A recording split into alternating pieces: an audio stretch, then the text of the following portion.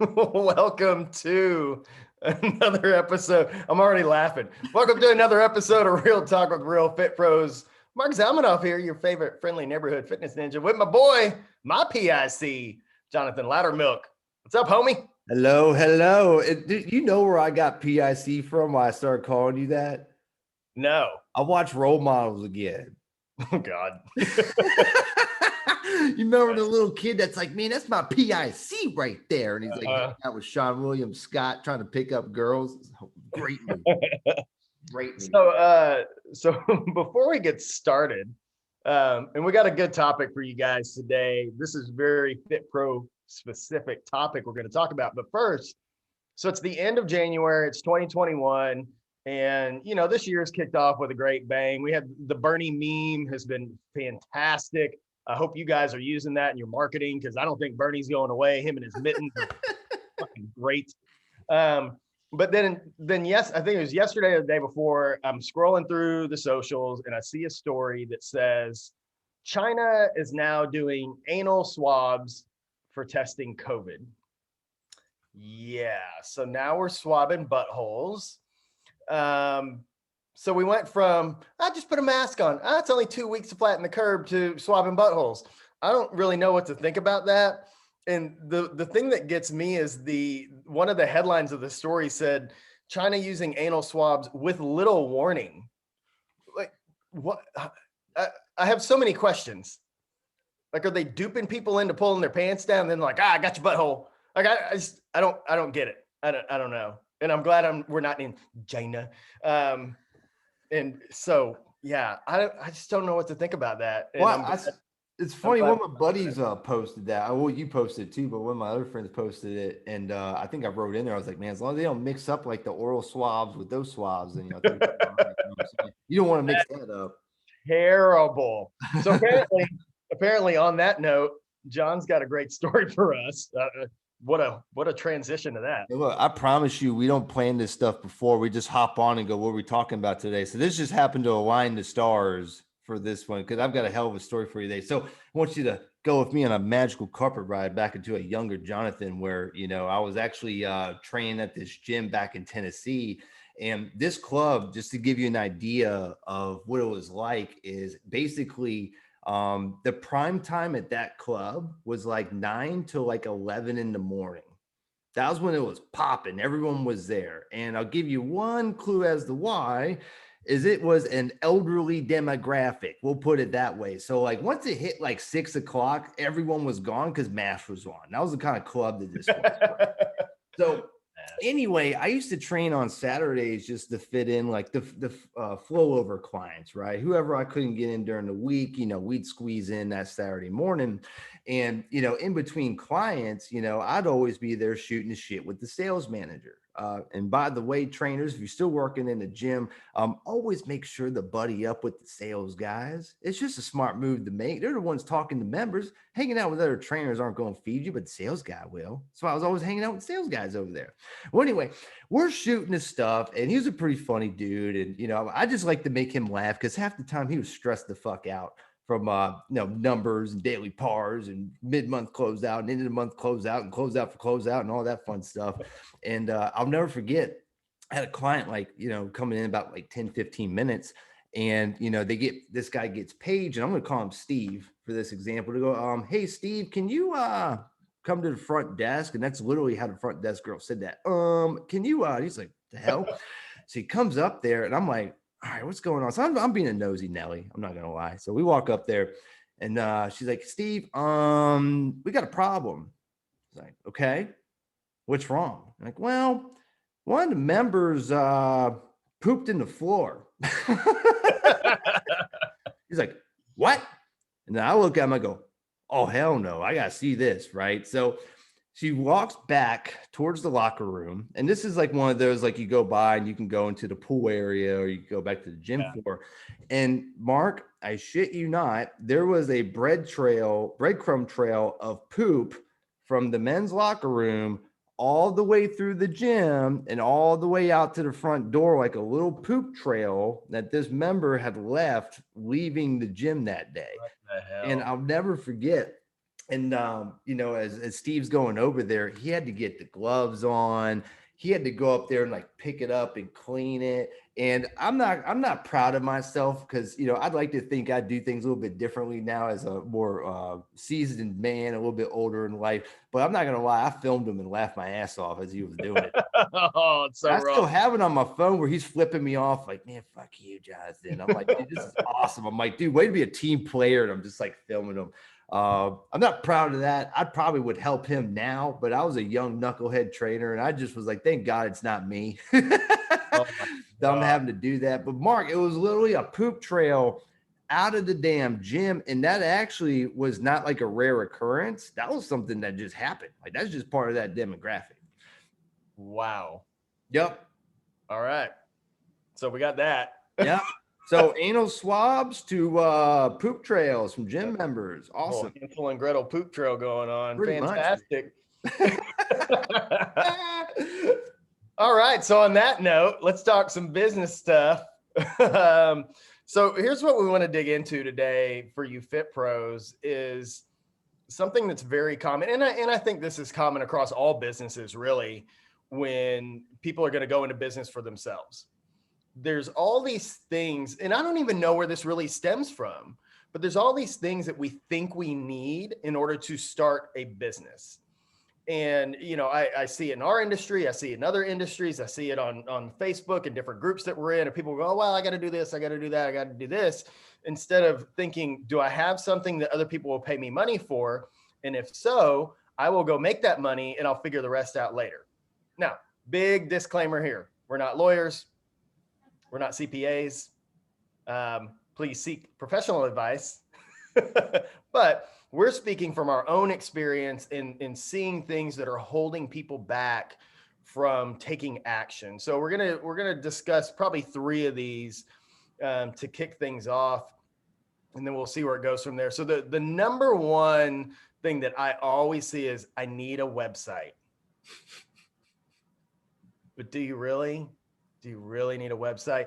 And in the age of social media, in my opinion, you need social media is what you need. Like you need a presence online. And it doesn't, you know, if you're just starting out, you're not going to have thousands and thousands of followers and this, you know, cult of people that will buy whatever you have, but you need to be able to be found. So that's fine. But guess what? Facebook's free. Instagram is free. Google is free. Like you can list a business on Google for free and people can find you. You don't need this full-fledged website that's got your bio that nobody cares about, and it's got all your programs listed that nobody knows what any of that means because you're using terminology that they're not even familiar with. You haven't built any rapport with anyone. So somebody even finds your website, but they don't know who you are, and you're not some famous trainer online. Nobody cares anyway. So here's the deal. And just so you know, I own a company called Smart Shark where we have made literally hundreds of websites for Fit Pros. So this is coming from a guy that owns a business that a big part of that is making websites for Fit Pros. And Mark's right. You don't have to have a website to get going. Now, does it help? Sure, absolutely, right? It's definitely something in the big picture you're going to want to do. But to Mark's point, a lot of y'all are just getting started for the first time, right? Or you're not doing that first part because, you know, we like to think that we build this website and all of a sudden people just show the fuck up and give you money, right? It's like, oh, it's on the internet. Well, oh, there's this part that's off of my website. Everyone's going to see that I'm blah, blah, blah. Well, no one knows your website exists. You got to draw them in through content and through attraction and all that stuff on social media that we're doing. So a lot of times, you know, we put that carriage before the horse to say, and we use it as a crutch to not take action because the real fear is, well, if I actually try and put myself out there and I fail, now I feel like I'm a loser. Now I feel like I'm not good enough. That's the real fear that, you know, I see that's hiding behind I need to get my whole website done before I take any type of action that actually builds my business. Yeah. And I think, you know, probably 15, 20 years ago when, you know, the web was blowing up and it really was something to have a website. Like you needed money or you needed to know how to code, like you needed to know something in order to have one. And we didn't have social media the way we have it now. So it did kind of make a difference at some point, but then all that shifted. And I know tons of people like that either don't have a website or I have no idea that they have one, and they're super successful. So yes, is it part of the equation at some point down the line in your business as you're trying to legitimize everything that you do? Absolutely. Do you need one to start? Hell no. Again, what you need is a product that's good and that people will pay you money for. Yep. That's what you need to start a business. You need to make sales first. Sales. You need some money. Like, you need some money. Yeah. And then you come to me and then you pay me. Now make your website. Shameless plug. Hint, hint, nudge, nudge. But we could rattle on and on about the website. But, and here's the other thing is there's websites like Blogspot and WordPress where you can have a free account and just set up a basic page. John and I both use a funnel creator that's super cheap as well, that you can create a single page, quote unquote, website that like there's plenty of other options to take action now and quit paralyzing yourself from moving forward because you're like, well, I need to save up, $5,000 so I can get my website built. No, you don't. You need to go make some sales. That's what you need. Right. All right. So the second thing, and this is more kind of for those of you who are doing the online game, is wanting to create this humongous video library of you doing every move known to man. And I don't know if you know this or not, John. So I was creating, this was probably, oh my God, 10, 11 years ago, me and another coach were creating a program that we had no idea. We didn't approach this at all. Like if I would have known then what I know now, I wouldn't even done it. We spent like an entire overnight at the gym filming like, I don't know, 150 different moves. Like I was exhausted. We had this whole program we were going to sell and like all these workouts, and it was all me doing the movements. Yep. And we made exactly $0 from that because I never put it out in the marketplace to see if anybody even wanted it in the first place. And then I didn't think, oh, you know what? There's probably other people who have already done all this. So why the hell am I recreating it with me? Right. You wouldn't know it's funny. I had the same damn story. So yeah. One of my earlier, this is a long time ago, I had this business called Think Yourself to Health. I thought that was a brilliant idea. I was going to be the Tony Robbins of fitness, It's not a bad name. I know, right? Great how it turned out. Anyway, I did the same thing, man. I forced my wife and another trainer to film me do like hundreds of exercises and before and after pictures so I could put it inside this really crappy fitness software that didn't have a library at the time. So I made it. It took me 3 months to do that. And want to know how many I sold? Goose egg, because I didn't know how to fucking market. Didn't know you had to right. I was like, I'm gonna make a bunch of exercises. Then I'm like, well, shit. Now I'm in the hole. Like I hadn't made any money in 3 months, right? So I think it's funny that we all go through that lesson, and and the cool part is like now there's softwares that already have thousands of other videos. And by the way, if you're one of those trainers that's going, well, my clients aren't going to want it because it's not me in the video. I got a news alert for you. Your clients don't give a fuck if it's you in the video. They do not care. That's not why they're hiring you. They're not paying you to watch you do videos of yourself exercising, unless you're our podcast guest from yesterday, Tony. You'll have to check that episode. I got a hell of a story that you're going through that process. They're paying you for the relationship and the results. So once again, don't make the mistake that me and Mark made, and probably a lot of other coaches, and maybe even you right now. Stop that. Go focus on getting that stuff and leveraging the software that already has it done for you. Yeah, and all these softwares, the databases are so extensive. And if you need to film a move or two from time to time because it's not in there, you can't find it, that's totally fine. I do that. You upload it to YouTube. All the softwares allow you to put your own stuff in.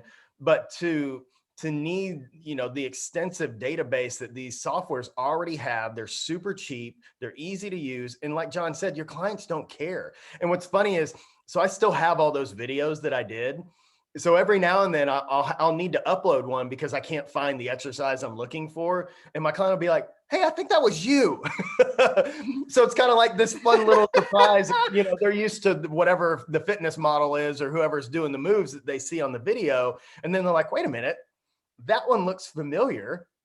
I'm like, yeah, that's I think me. it's, dude, you could do like an Easter egg approach. And like, if you spot the one with me, you get like a bonus prize or something. That'd be awesome, That's a great idea. I love man. so yeah, utilize the software. And if you need, if you need help figuring out what software to use, reach out to us, let us know. John and I both have access to different ones that we're familiar with. Other coaches in our paid group, they use certain ones that they're super familiar with. So we can help guide that process to help you figure out which one's a good fit. And honestly, the best one is the one that you'll use, because Right.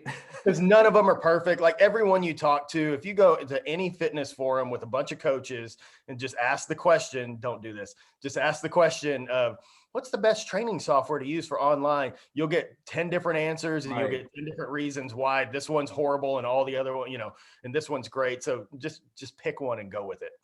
Yep. Absolutely. So the third one we're going to talk about of people getting hung up on is the legal entities of a business. And again, not a lawyer, not a CPA. I'm not either, just so I'm on record. I see it. I see it a lot in the nutrition coaching groups, almost more than the fitness groups, and I'm not sure why. But people go, okay, well, I'm certified now and I want to start coaching. So do I need to get an LLC? I need an LLC, right? Like, and they don't even know what that means in the first place. Again, they still haven't made a sale yet. So they're wanting to create a business entity of something that essentially doesn't really even exist. Right. Because they have zero. It's one thing if you have a client base somewhere else that you're shifting over. But when you're literally starting from nothing, you just start. So there's something called a sole proprietor, which just uses your social security number, and you can operate on that really forever if you want. The benefits of having an LLC in the long run, again, not a lawyer. I'm just going to keep saying that over and over again. is it protects you. Now, I've been coaching for 20 years, almost 20 years now, never been sued, never had anybody come after me for anything, training related. So it's been a non-issue for me whatsoever. But at some income level, it saves you money.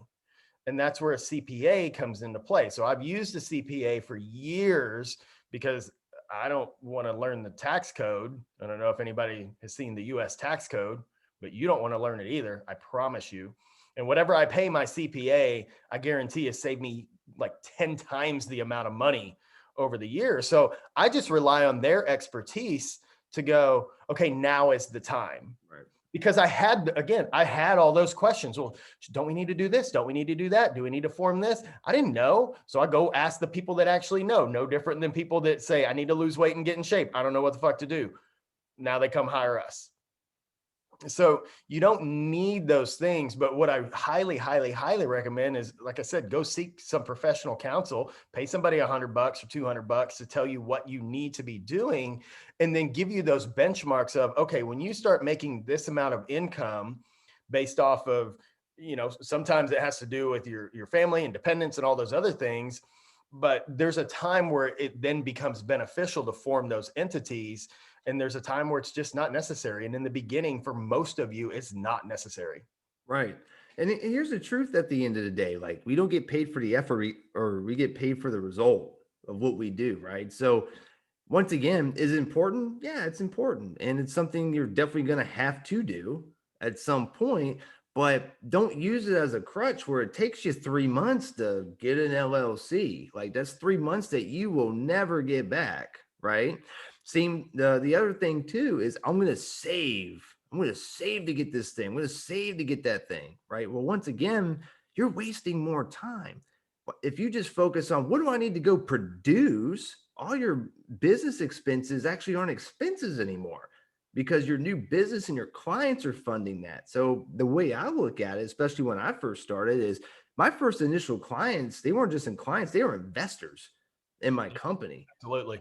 That's how I look at it because I didn't sure as hell keep that money and go get a Maserati. It went in and paid for these other things, right? And that's how you actually get a business that pays for itself as it grows. But you can't let these things hold you back and waste time because that's the one thing you will never get back, where you can always get money back, but you damn sure can't get your time back. Yeah, it's interesting you mentioned that about your clients being investors. There's been times where I needed capital for something, whatever it may be. Maybe I needed software or I needed to pay a CPA or whatever. And I would make deals with my clients to pay up front for 6 months or 12 months at a time because I knew I wasn't going anywhere. I was going to service those clients, but it would get me the money up front that I needed to go do the things that I needed to do. Right. So, there's all kinds of different strategies in approaching that. But again, like John said, it goes back to making sales. Like get the clients first, and then you can figure all that other stuff out. And, again, we need structure. We need to know how we're delivering service. The training software for online stuff, I think, is extremely important because we want it to look professional. But there's a lot of these bigger things that just don't need to happen in the very beginning and are holding you back from taking action. Yeah. So here's what you do. Put in your calendar and set some damn goals for yourself and hold yourself accountable. It's What? just like if you had a fitness client and they're like, I want to lose 30 pounds. And they're like, and then you ask them, like, what's your timeline? Well, I want to lose it over the next 10 years. Are you going to go, you know what? Absolutely. Let's do a 10-year, 30-pound weight loss goal. That's going to be a great program. Or are you going to go, why don't we speed that up a little bit? Because I don't think it's going to take 10 years to lose 30 pounds, right? So look at your business the same way and have that lens of where are the benchmarks I'm going to set. If it's LLC, cool, but actually get it done. Don't drag your feet for 4 weeks, 6 weeks, 8 weeks on it. Same with the exercises. Cool. What can I do to bang these all out that I need to get done in one day versus spending 2-3 months on this stuff? And then I already forgot what was the third point, Mark? The other one that we started off with? Website. What's that? Website. Same thing, right? It's just set timelines for yourself, hold yourself accountable because you need to be doing revenue producing activities, right? If you're not doing, and the reason I say it that way, if you're doing something that you cannot directly speak to how that adds money to your bank account, you're doing the wrong stuff. Yeah. Yeah.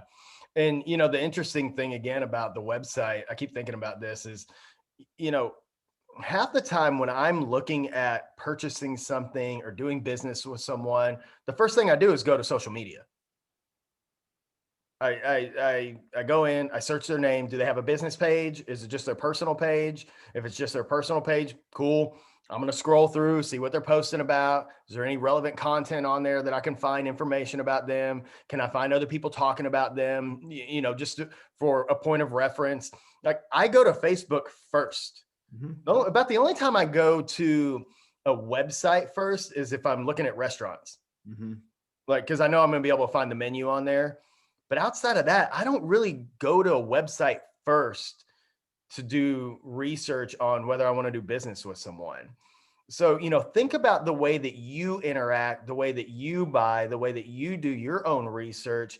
And I think you'll find that's probably the case a lot of times. So, again, these are all important things. And these are all things, well, I don't film moves anymore, thank God. But these are all things that are important and that I've implemented in my business. But, 10, 12 years ago, when I started off on my own, I didn't have any of it. And I just went out and I had clients. I'm like, all right, well, let's just start making money and then we're going to figure the rest out.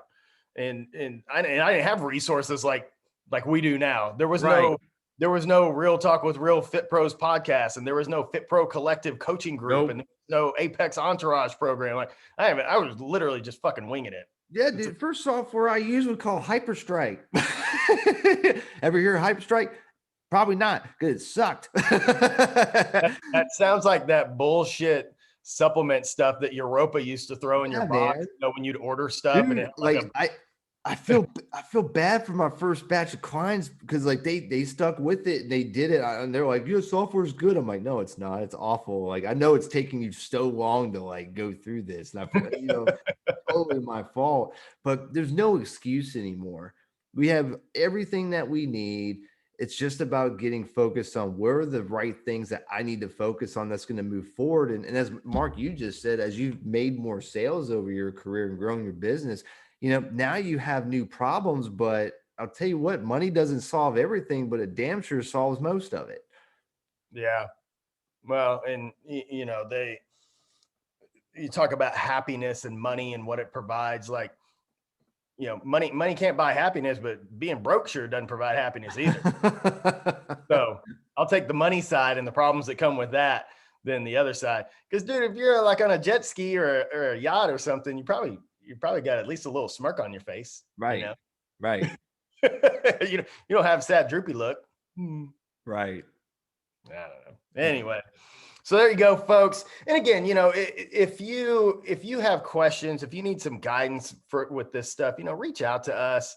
This is part of what both John and I do. We coach other coaches and help them build their business and craft something that they enjoy. And we through some of this stuff to keep them focused on what they really need to be working on in the present moment to move their business forward. And there's all stages. And, when you're starting off, it's way different than when you're 10 years in. And that's way different than when you're 20 years in. And if you're online or you got brick and mortar, or you're doing both, or you're selling supplements, or you're doing things change and things evolve and businesses evolve, and you kind of have to evolve with that. So that's it. If you guys need help, please reach out to us. We're everywhere. We live on Facebook. So absolutely. You can find us on Instagram too. In the gram. Oh yeah. Fit Pro Bros. If you're listening to this, damn it, go to Instagram. We need followers on that damn account. Fit Pro Bros on the gram. I still can't believe that name was available. I know, right? I'm totally shocked. It's destiny. Anyway, so keep a lookout. We did some amazing live interviews yesterday with some awesome freaking people. They're going to be dropping over the next several weeks. I think next week will be the first one that we drop. It's freaking phenomenal, man. I'm so excited to release those to you guys. You're going to get so much value out of it. And cover your beehole. and last thing, don't forget, go get what you're worth. Yeah. And it's not getting your beehole swabbed.